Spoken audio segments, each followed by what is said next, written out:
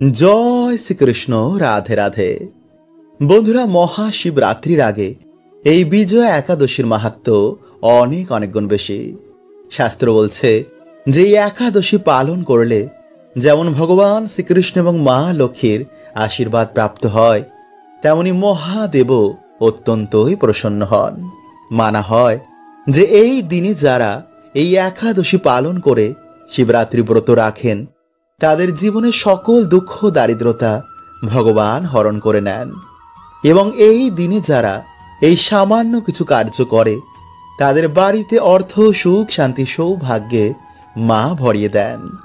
যা আগামীকাল 23শে ফেব্রুয়ারি রবিবার দুপুর 1:55 থেকে পরের দিন 24শে ফেব্রুয়ারি সোমবার দুপুর 1:44 পর্যন্ত থাকছে এই একাদশী তিথি। তাই উদয়া তিথি অনুসারে আগামী 24শে ফেব্রুয়ারি সোমবার দিনই পালিত হচ্ছে 2025 সালের শিবযোগে বিজয় একাদশী। এবং পারণের শুভ সময় হচ্ছে পরের দিন 25শে ফেব্রুয়ারি মঙ্গলবার সকাল 6:50 থেকে সকাল 9:08 পর্যন্ত। তাই মহাযোগে যদি বন্ধুরা আপনারা এই সামান্য ফুল এবং ফলটি পান, তো একদমই কিন্তু আপনারা হাতছাড়া করবেন না। এবং এই দিনে কিছু ভুলও আমাদের বাড়িতে করতে নেই এবং কিছু খাবার আমাদের এই দিনে খেতে নেই। তাই এই দিনে কি আপনারা খাবেন, কি খাবেন না, কোন ভুলগুলো আপনারা এই দিনে করবেন না এবং কোন সেই ফল জানতে বন্ধুরা আপনারা ভিডিওটি অবশ্যই পুরো দেখুন। বন্ধুরা, প্রত্যেক মানুষের সাথে জন্ম থেকে কোনো দেবদেবীর আশীর্বাদ থাকে, কিন্তু আমরা তা জানি না। তাই আজকের ভিডিওতে বন্ধুরা আমরা জানব যে এমন কোন অজানা শক্তির কৃপা আপনার ওপর রয়েছে। তাই অবশ্যই বন্ধুরা ভিডিওটি পুরো দেখবেন। আর চ্যানেলে বন্ধুরা নতুন হলে চ্যানেলটি সাবস্ক্রাইব করে পাশের বেল আইকনটি অল করে রাখুন। আর কমেন্টে লিখুন হর হর মহাদেব ও জয় শ্রীকৃষ্ণ। বন্ধুরা, বলা হয় সৃষ্টির প্রত্যেক কণায় কণায় ভগবান রয়েছেন। ভগবান ছাড়া বাস্তবে কিছুই নেই। কিন্তু আমরা এই মায়াতে পড়ে মিথ্যাই সংসারকেই সত্য মনে করি, যা একদিন নষ্ট হয়ে যাবে। ফলে বিভিন্ন রকম কর্মবন্ধনে পড়ে আমাদের এই জীবন বিভিন্ন রকম সমস্যায় ভরে যায়। তখন আমরা ভগবানকে ভুলে গেলেও ভগবান কখনো তার ভক্তকে ভোলেন না। তাই যখনই আমরা মৃত্যুলোকে কর্ম করতে আসি, ভগবানও বিভিন্ন দেব দেবীর রূপে ভক্তের সাথেই থাকেন এবং তিনি তখন আমাদের কিছু সংকেত দেন। বন্ধুরা, যেহেতু আমরা মৃত্যু লোকে এসেছি, তো আমাদের তো কর্মফল ভোগ করতেই হবে। ভগবানকে স্বয়ং মৃত্যু লোকে কর্মফল ভোগ করতে হয়েছে। তাই যদি আমরা এ জন্মে ভোগ না করি, তো এর জন্য আমাদের আবার জন্ম নিতে হবে। কিন্তু সেই জন্মে ভগবান কোনো না কোনো রূপে ভক্তের সাথেই থাকেন এবং তিনি বিভিন্ন সংকেতের মাধ্যমে তার ভক্তকে সংকেত দেন, তাকে মার্গদর্শন করেন। তাই যখনই আপনার মনে হবে যে আপনি একা, এই সংকেতগুলো লক্ষ্য করবেন, তাহলেই বুঝতে পারবেন যে ভগবান আপনার সাথেই রয়েছে এবং আপনার মনের বাসনা তিনি পূর্ণ করবেন। নাম্বার 1, পুজো করার সময় চোখে জল আসা। বন্ধুরা, যেহেতু আমরা জন্ম জন্ম ধরে ভগবানের ভক্তি করছি, সেহেতু সেই দেব দেবীর সাথে আমাদের একটি জন্ম জন্মের সম্পর্ক হয়ে গেছে। তাই যখনই আপনি সেই দেব দেবীর মন্দিরে যান বা তার দর্শন করেন বা তার গান কীর্তন শুনলেই যদি আপনার চোখ দিয়ে জল বেরিয়ে যায়, তো এর মানে আপনার আত্মার সাথে ঈশ্বরীয় ঊর্জার মিলন হয়ে গেছে। তাই এই সময় যদি আপনি নিজের মনের ইচ্ছা ভগবানকে জানান, কিছু দিনের মধ্যে দেখবেন যে আপনার মনের বাসনা ভগবান পূর্ণ করেছেন। কিন্তু অবশ্যই জেনে বুঝে কোনো রকম বাজে কার্য করবেন না। মনে দয়া, মায়া, করুণা এগুলো রাখবেন।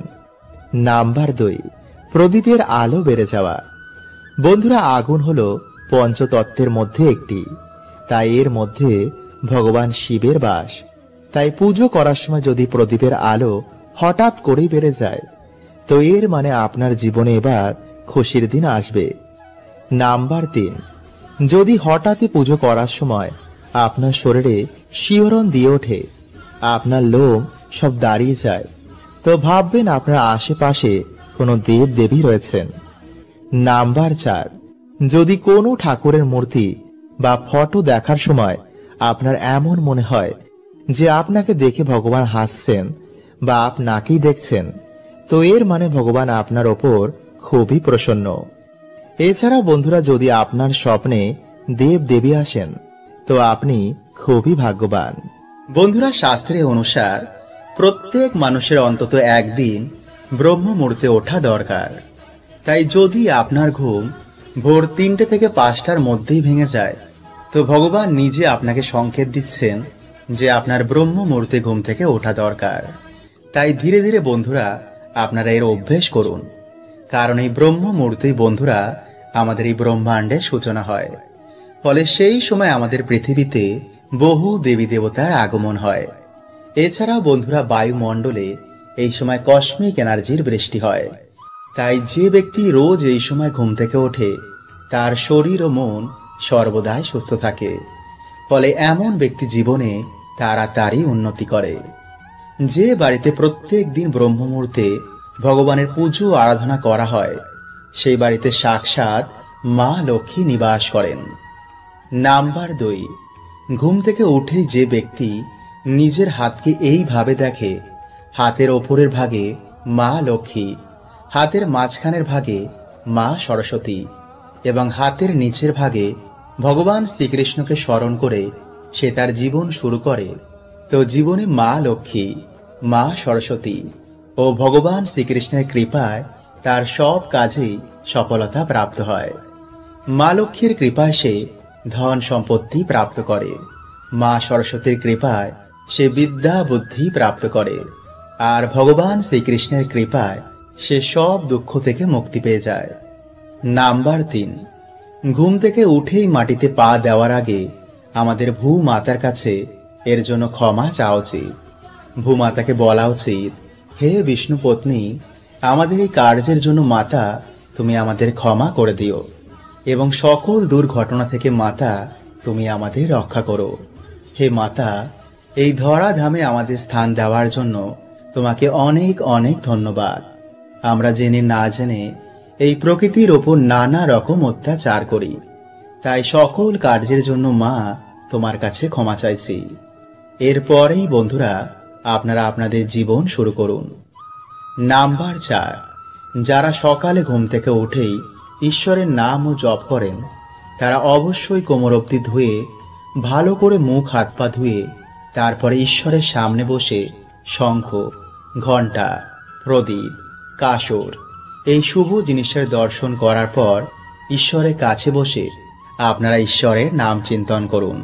কারণ যেই দিন সকালে ঈশ্বরের নাম দিয়ে শুরু হয়, সেই দিন এক আলাদাই আনন্দে কাটে।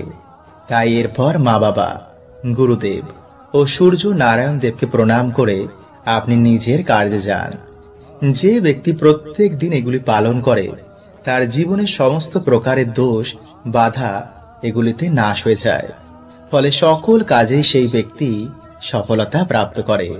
তাই বন্ধুরা, এই দিনে যদি আপনারা কিছু নিয়ম পালন করতে পারেন, তো বন্ধুরা আপনাদের জীবনে এসে পড়বে ভগবান বিষ্ণুর বিশেষ কৃপা। তাই যদি আপনি একাদশী পালন করেন বা নাই করেন, এই নিয়মগুলো বন্ধুরা কিন্তু আপনারা কালকের দিনে অবশ্যই মেনে চলুন। এবং কালকের দিনে আপনারা কি করবেন এবং কি করবেন না, সকালে ঘুম থেকে উঠে আপনারা ভগবানের কি মন্ত্র স্মরণ করবেন, কোন জিনিসগুলো আপনারা সকালে ভুলেও করবেন না, কি খাবার খাবেন না, এই সকল তথ্য বন্ধুরা আমরা আজকের এই ভিডিওতে জানবো। তাই চ্যানেলে বন্ধুরা নতুন হলে চ্যানেলটি সাবস্ক্রাইব করে পাশের বেল আইকনটিকে অল করে রাখবেন এবং কমেন্টে আপনারা একবার বলুন জয় শ্রীকৃষ্ণ এবং হর হর মহাদেব। এই দিনেই বন্ধুরা সামান্য কিছু কাজ মানুষের দুঃখ দরিদ্রতার নাশ করে দেয়। আবার বন্ধুরা এই দিনে কিছু ভুল আমাদের জীবনে ডেকে আনে চরম দুর্গতি, আমাদের সৌভাগ্যের নাশ হয়, পরিবার লক্ষ্মী স্ত্রী হয়ে যায়। ফলে পরিবারে নেমে আসে বন্ধুরা ঘোর অন্ধকার। তাই বন্ধুরা কালকে সকালে ঘুম থেকে উঠে আপনারা সবার প্রথমে ভগবান বিষ্ণুকে স্মরণ করবেন। মাটিতে পা দেওয়ার আগেই আপনারা ভগবান বিষ্ণুর এই মন্ত্রটি জপ করবেন।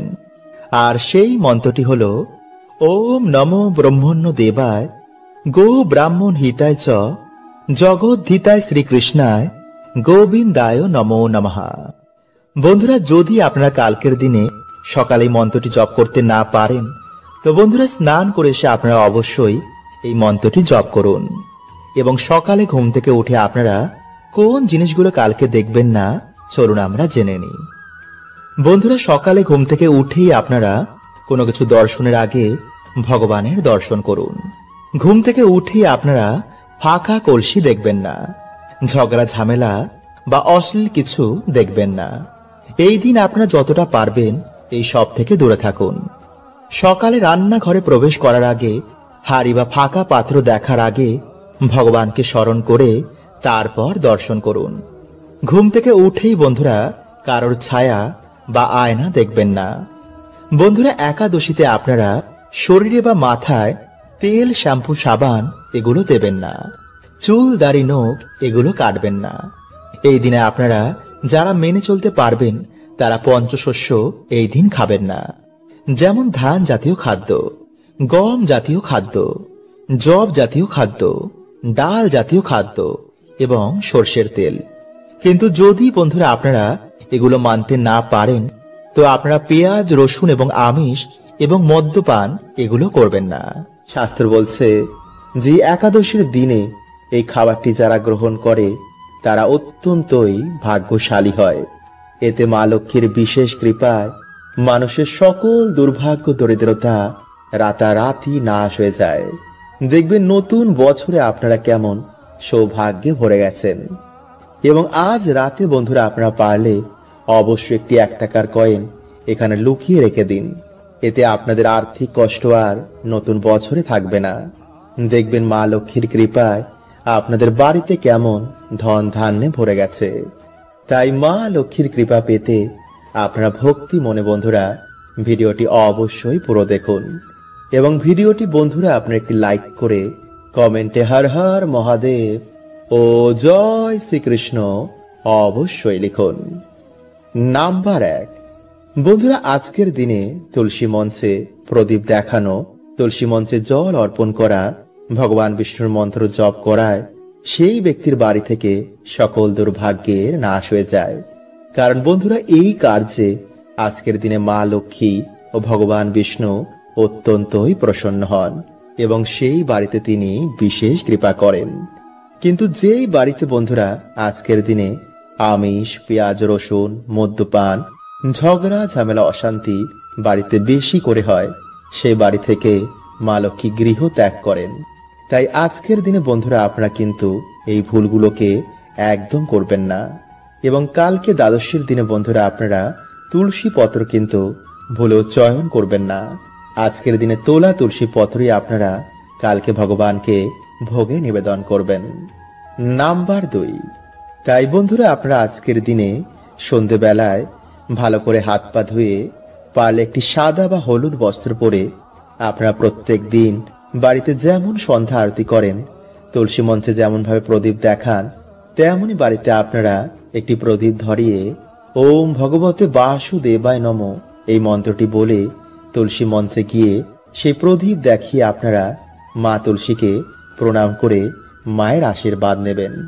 এরপর আপনারা ঠাকুর ঘরে এসে একটি ঘিয়ের প্রদীপ বা তেলের প্রদীপ জ্বালিয়ে আপনারা মা লক্ষ্মী ও ভগবান বিষ্ণুর উদ্দেশ্যে একটি 1 টাকার কয়েন, যে কোনো সাদা ফুল বা হলুদ ফুল এবং মা লক্ষ্মীর উদ্দেশ্যে লাল ফুল এবং বাতাসা, এই 3টি জিনিস আপনারা মাকে অর্পণ করে একাদশীর ব্রত, মাহাত্ম্য কথা, গীতা পাঠ, লক্ষ্মী পাঁচালী বা ভগবান বিষ্ণুর যে কোনো মন্ত্র আপনারা 21 বার, 51 বার বা 108 বার আপনারা জপ করবেন। যেমন ওম নমো ভগবতে বাসুদেবায় নমঃ, ওম লক্ষ্মী নারায়ণ নমো নমঃ বা হরে কৃষ্ণ মহামন্ত্র আপনারা আজকের দিনে জপ করতে ভুলবেন না। এছাড়া বন্ধুরা আপনারা আজকের দিনে ভগবানকে মাখন, নারকেল বা শুধু বাতাসায় ভক্তি ভরে ভগবানকে অর্পণ করে সেই প্রসাদ আপনারা বাড়িতে সকলে মিলে তারপর গ্রহণ করুন। এতে বন্ধুরা মা লক্ষ্মী ও ভগবান বিষ্ণু অত্যন্তই প্রসন্ন হন এবং ভক্তের জীবন থেকে সকল দুর্ভাগ্য তিনি নাশ করে দেন। এবং বন্ধুরা, তারপর সেই 1 টাকাটিকে আপনারা পুজোর পর আপনাদের বালিশের মধ্যে রেখে রাতের বেলায় ঘুমিয়ে পড়বেন এবং পরের দিন আপনারা স্নান করে ভগবানের পুজো অর্চনা করার পর সেই 1 টাকাটিকে আপনারা আপনাদের মানি ব্যাগ বা সিন্ধুক বা লক্ষ্মী নারায়ণের চরণে সে 1 টাকাটিকে আপনারা রেখে দেবেন। এতে বন্ধুরা, মায়ের কৃপায় আপনাদের জীবন থেকে সকল দুর্ভাগ্যের নাশ হয়ে যাবে এবং আপনাদের পরিবারে আবার ফিরে আসবে অপরন্ত সুখ ও শান্তি। বন্ধুরা, আপনারা সকলেই ডুমুর গাছ দেখেছেন, তাই না? কিন্তু বন্ধুরা, আমরা বেশিরভাগ মানুষ এটা জানি না যে এই গাছের মধ্যে ভগবান বিষ্ণুর বাস হয়। আসলে বন্ধুরা, একটি পৌরাণিক কথার অনুসার যখন ভগবান বিষ্ণু নরসিংহ অবতার নিয়েছিলেন এবং তার লীলা যখন সমাপ্ত হয়ে যায়, তারপর বন্ধুরা তার নখ ডুমুর গাছের নিচে রেখে দেওয়া হয়। এরপর যখন ভগবান বিষ্ণু সেই নখ নিতে আসেন, তখন দেখেন যে সেই নখের জন্য ডুমুর গাছের গায়ে কাটা কাটা দাগ হয়ে গেছে। তখন ডুমুর গাছ বলেন, হে প্রভু, আপনি আমার সাথে এমন কেন করলেন? তখন ভগবান বলেন, ডুমুর, এই ক্ষতিপূরণের জন্য আমি সর্বদাই তোমার কাছে নিবাস করব এবং যে শ্রদ্ধা মনে গাছের পুজো অর্চনা করবে তাদের সকল মনোবাসনাও পূর্ণ হয়ে যাবে। তাই বন্ধুরা, অগ্নি পুরাণে অনুসার কিছু কিছু গাছের মধ্যে কোনো না কোনো দেবদেবীর আশীর্বাদ রয়েছে, যেমন ধুতুরা, নীলকণ্ঠ এবং আকন্দ। বন্ধুরা, এই সব গাছের মধ্যে ভগবান শিবের আশীর্বাদ রয়েছে। ঠিক তেমনি তুলসী, ডুমুর এবং কলা গাছ।